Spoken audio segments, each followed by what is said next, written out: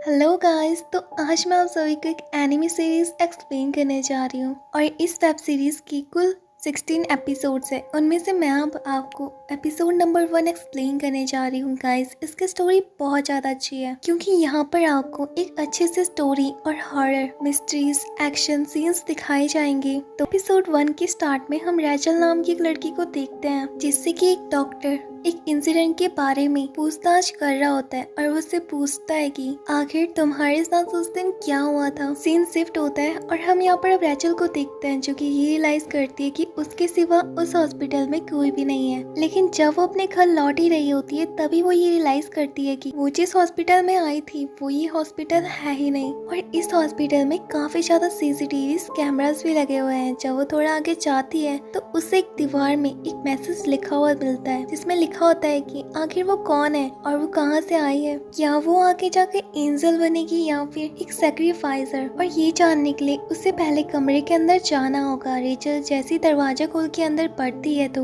वहाँ पर एक टाइपराइटर रखा होता है जो कि खुद ब खुद अपने आप लिख रहा होता है कि आखिर वो कौन है, उसका नाम क्या है। तो रैचल उसे बताती है कि वो रैचल गार्डनर है और अब वो टाइपराइटर उसे ये भी पूछता है कि वो यहाँ पर क्यों आई है, जिसके जवाब में रैचल उसे बताती है कि वो हॉस्पिटल में आई थी पर वो जहाँ पहले गई थी अब वो वहाँ पर नहीं है और उसे खुद भी नहीं पता कि वो अभी कहाँ पर है। जिसके जवाब में टाइपराइटर उससे पूछता है कि आखिर वो हॉस्पिटल में क्यों गई थी, जिस पर रेचल उसे बताती है कि मैंने अपने सामने कुछ लोगों को मरते हुए देखा था जिनका किसी ने मर्डर कर दिया था, इसलिए मुझे पूछताछ के लिए हॉस्पिटल में जाना पड़ा। लेकिन अब मुझे अपनी मॉम डैड की याद आ रही है, मुझे उनके पास जाना है। और फिर तभी पीछे से गेट खुलता है और रेचल उसे एक एग्जिट डोर समझ के उसके अंदर चले जाती है। लेकिन तभी उस एनवेलेटर में रखे गए स्पीकर से आवाज आती है कि एक लड़की यहाँ पर सैक्रिफाइस के लिए आई है तो सारे फ्लोर्स क्रिमिनल तैयार हो जाए। यहाँ इन्वेलेटर लास्ट फ्लोर की तरफ जा रहा होता है लेकिन रैचल को अभी भी समझ नहीं आ रहा होता है कि आखिर उसने ऐसा क्यों कहा। लेकिन अब लिप प्ले एरिया में आकर रुकती है। यहाँ पर रैचल भी पूरी हिम्मत जुटाते हुए वहाँ से बाहर निकलती है लेकिन उसे ऐसा लग रहा होता है कि कोई उसका पीछा कर रहा है, जिसकी वजह से वहाँ से चले जाती है। और अब हमें नीचे न्यूज़पेपर में क्रिमिनल्स के बारे में लिखा होता है। दूसरी तरफ हम रैचल को देखते हैं जो कि आगे जाकर एक जगह पर बहुत सारे खून को देखती है। तभी उसकी नजर एक चिड़िया पे जाती है जिसको चोट लगी होती है और वो उसे जैसे अपने पास पकड़ती है तो तब उसे अपने आसपास कुछ चीजें महसूस होने लगती है कि मानो उसी की तरफ बढ़ रही हो। लेकिन रैचल इतना ध्यान नहीं देती है और उस चिड़िया से कहती है कि वो उसे यहाँ से बाहर ले जाएगी अपने साथ। लेकिन उन कुछ ही सेकंड्स में वो उस चिड़िया को मार देता है और फिर उसके सामने एक लड़का आता है जो कि उन क्रिमिनल्स में से एक था और वो उससे कहता है कि अभी तो तुम्हें अपने बारे में सोचना चाहिए कि तुम यहाँ से कैसे बचोगी। ठीक है, मैं तुम्हें यहाँ पर 3 सेकंड देता हूँ, अगर तुम यहाँ से भाग पाई तो मैं तुम्हें यहाँ से जाने दूंगा। और उसकी लड़की ऐसे फेस को देखकर रैचल काफी ज्यादा डर जाती है और वहाँ से अपनी जान को बचाते हुए भागने लगती है। और वो भागते भागते एक कमरे तक पहुँच जाती है जहाँ पर जाकर वो एक डब्बे के अंदर छुप जाती है। और यहाँ वो किलर भी उस दरवाजे को तोड़कर अंदर आ जाता है और रैचल से कहता है कि वो चुपचाप से बाहर आ जाए क्योंकि उसे ऐसे गेम्स खेलना पसंद नहीं है। इसलिए वो उन डब्बों के पास जाता है और कहता है कि मुझे पता है कि तुम यहाँ छुपी हुई हो। और वो एक करके उन सारे बॉक्सेस के अंदर मारने लगता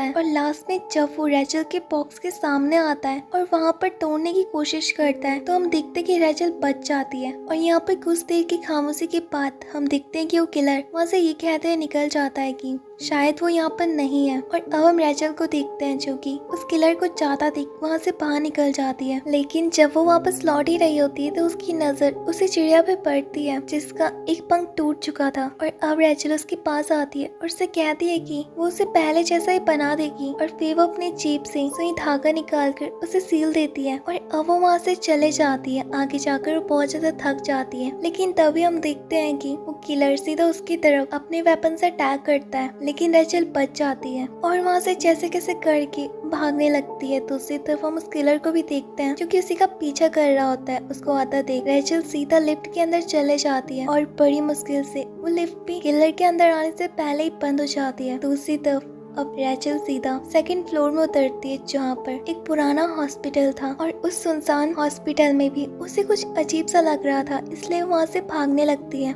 लेकिन हम देखते कि तभी एक डॉक्टर आकर उसे रोक देता है, जो कि उसके बारे में जानता भी था कि उसका नाम क्या है, क्योंकि वो वही डॉक्टर था जो कि रेचल से एपिसोड के स्टार्टिंग में मर्डर केस को लेकर इन्वेस्टिगेशन कर रहा था। डॉक्टर उसे बताता है कि उसका नाम डैनी है, लेकिन यहाँ रेचल उसे नहीं पहचान पा रही होती है, जिसको देखकर डॉक्टर उससे कहता है कि कोई नहीं, मुझे लगता है तुम कंफ्यूज हो, क्या तुम्हारे साथ कुछ हुआ था? जिसके जवाब में रेचल उससे कहती कि हाँ, नीचे एक आदमी था जो कि मुझे मारने की कोशिश कर रहा था, क्या आप उसके बारे में कुछ जानते हैं? और उसकी बातें सुनकर डैनी उससे कहता है कि हाँ, वो एक किलर है। और उसकी ऐसी बातें सुनकर रेचल उससे कहते कि फिर तो हमें यहाँ से चलना चाहिए, लेकिन डॉक्टर उसे मना कर देता और कहता है कि मेरे पे विश्वास रखो, तुम्हें कुछ भी नहीं होगा और मैं तुम्हें सही सलामत इस जगह से बाहर भी निकालूंगा। लेकिन आगे जाते ही वहाँ पर रास्ता बंद होने के कारण डैनी उससे बताता है कि लगता है हम दोनों को यहाँ पर किसी ने फंसा चुका है। और उसकी बातों को सुनकर रेचल घबराने लगती है, लेकिन डैनी उससे कहता है कि तुम्हें डरने की जरूरत नहीं है, तुम्हें कुछ नहीं होगा। और अब वो दोनों की दोनों वहाँ से निकलने के लिए एक कमरे के अंदर जाते हैं, जहाँ पर लिखा होता है कि क्या तुम जानते हो कि तुम्हें सच में क्या चाहिए? इससे लड़ने की कोई भी जरूरत नहीं है, क्योंकि ये तुम्हारी अपनी इच्छा होगी और यहाँ आना यानी कि यहाँ के रूल्स को फॉलो करना। और अगर जिसने भी रूल्स तोड़ने की कोशिश करी तो उसे उसी तरह की पनिशमेंट भी दी जाएगी। और इन सब बातों के बारे में रेचल डैनी से पूछती है, तो उसे बताता है कि हाँ, इस जगह के अपने कुछ रूल्स हैं और मेरा यहाँ पर रूल्स है आँखें। क्या तुम्हें मेरी आँखें दिख रही है? इन दोनों आँखों में से मेरी एक आँख काम नहीं करती है और मैं यही चाहता हूँ कि मेरी आँखें भी तुम्हारी तरह हो। और कहीं ना कहीं वो डॉक्टर बहुत ज्यादा अजीब सा बिहेवियर कर रहा होता है और उसको देखकर रेचल उसे डरने लगती है। पर डैनी उससे कहता है कि चलो मैं तुम्हें दूसरे रूम में ले जाता हूँ, क्या पता हमें वहाँ पर कुछ चीज मिल जाए तो। और यहाँ डैनी उसे ऑपरेटिंग रूम में लेकर आ जाता है और कहने लगता है कि काश मेरी आंखें भी तुम्हारी तरह होती, क्योंकि तुम्हारी आंखें बिल्कुल मेरी मॉम की तरह दिखती है। जब आखिरी बार मैंने उन्हें देखा था, तो क्या तुम मुझे अपनी आंखें देना पसंद करोगी? क्योंकि मैं अपनी बाकी की जिंदगी तुम्हारी इन आंखों से गुजारना चाहता हूँ। लेकिन मैं एक चीज तो लाना भूल ही गया। और फिर वो कहता है कि क्या तुम एक चीज को ढूंढने में मेरी मदद करोगी? तो फिर ठीक है,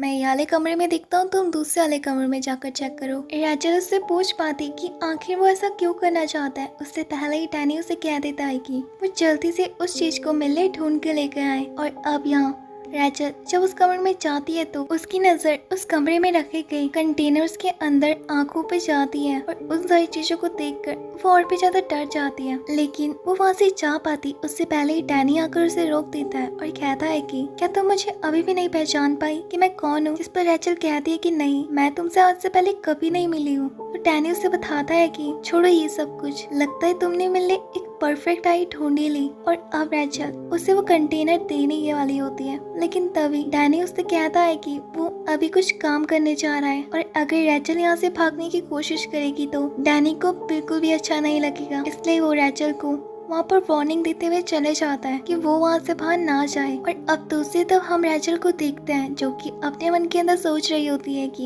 ये वो डॉक्टर नहीं है जिससे मैं पहले मिली थी और इसके इम्प्रेशन भी बहुत ज्यादा अलग है। इसलिए वो वहाँ से भागने के लिए गेट को खोलने की कोशिश करती है, लेकिन गेट लॉक्ड होता है। इसलिए वो पास पड़ी हुई एक लोहे की रॉड से उस गेट को खोलने लगती है और वो गेट खुल भी जाता है कि तभी वहाँ पर डैनी आ जाता है और वो उसे कहता है कि मैंने तुम्हें कहा था ना कि तुम यहाँ से भागने की कोशिश मत करना। अगर तुम मेरे फ्लोर से जाने की कोशिश करोगी और दूसरे फ्लोर में जाओगी तो वहाँ तो मैं भी तुम्हें नहीं बचा पाऊंगा। इससे अच्छा यही होगा कि तुम अपनी इस आंखों को मुझे दे दो। लेकिन रेचल उसे साफ मना कर देती है, जिस पर वो कहता है कि मैंने तुमसे थोड़ी पूछा है कि तुम मुझे दोगी, वो तो मैं खुद भी ले सकता हूँ। और अब जो तुम्हारी आंखें हैं वो हमेशा मेरे साथ रहेगी। इसलिए वो अपना क्रीपी सा फेस बनाने लगता है और रेचल को पकड़ लेता है और कहता है कि मुझे अपनी ये नीली आंखें दे दो, इसके बदले मैं तुम्हें एक अच्छी वाली लाइफ दूंगा और फिर तुम हमेशा मेरे ही साथ रह पाओगी। लेकिन रेचल उसे साफ मना कर देती है और कहती है कि मुझे अपने घर जाना है अपने पेरेंट्स से मिलने के लिए। और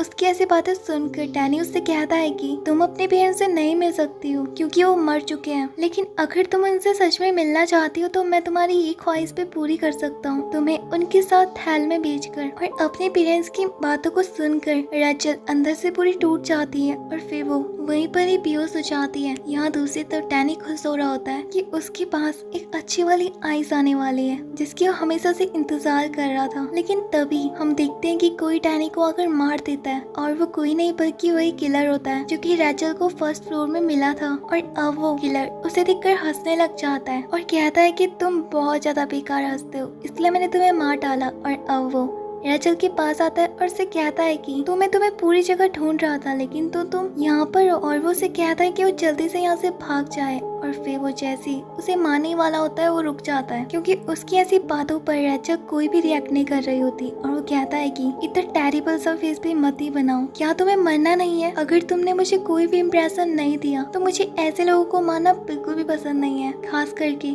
तो तुम जैसे डॉल्स को। और फिर तभी स्पीकर से आवाज आती है कि फ्लोर B6 के किलर ने B5 में आकर वहाँ के किलर को मार डाला, इसलिए अब उसे पनिशमेंट मिलेगी। और इसकी ऐसी बातों को सुनकर वो किलर से कहता है कि तुम्हें क्या लगता है कि तुम मुझे मार पाओगे? और दूसरी तरफ हम रैचल को देखते हैं जो कि अचानक से खड़ी हो जाती है और कहती है कि क्या मैं अभी भी जिंदा हूँ? दूसरी तरफ हम किलर को देखते हैं जो कि अभी भी दरवाजा खोलने की पूरी कोशिश कर रहा होता है। यहाँ हम देखते कि रैचल उस किलर के पास आती है और उसका ऐसा वियर्ड सा फेस देखकर वो किलर से कहता है कि वो यहाँ पर क्या कर रही है, जिस पर रैचल उससे कहती कि मैं तुमसे एक चीज मांगना चाहती हूँ कि तुम मुझे भी मार डालो। और इसी के साथ एपिसोड यहीं पर ही एंड होता है। गाइस, आपको क्या लगता है कि रैचल ने ऐसा क्यों कहा होगा? और अगर आप इसके और एपिसोड्स भी देखना चाहते हैं तो कमेंट सेक्शन में बता देना। तब तक के लिए बाय। वीडियो को लाइक करके चैनल को सब्सक्राइब कर देना।